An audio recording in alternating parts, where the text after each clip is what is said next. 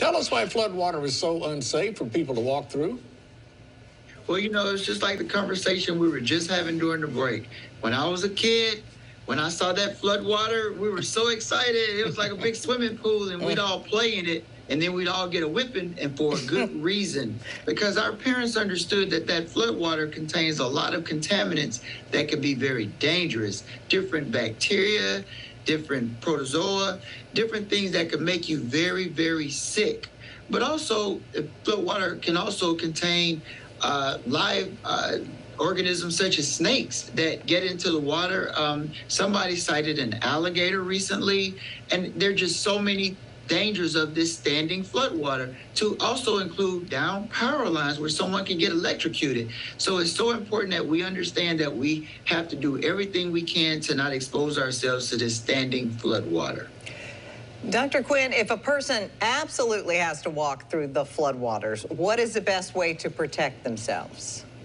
Well, the best way to protect yourself if you have to walk through that water is to try to wear as much protective gear as possible. Like, for instance, the long rubber boots. That would be very, very helpful.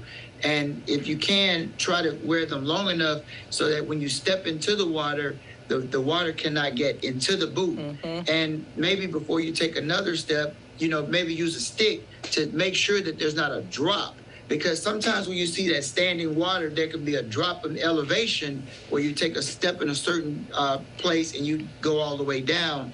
And that's one way you could do it safely. But actually, ideally, like, for instance, one of our administrative staff that works here, they have boats because they're trying to get to their homes, and they're actually using boats to get to their homes so they can see what's available, and they're doing it under the supervision of the JPD. So we just have to understand that standing water can be very dangerous because there can be a lot of things that you can't see.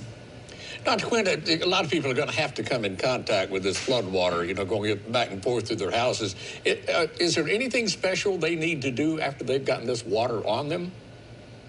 Well, the main thing is understand that your safety is more important than your household belongings. Because, as I said, a lot of things can be in the water that you can't see underneath the water. So if you don't have to go into the water, don't worry about your belongings because you can replace them.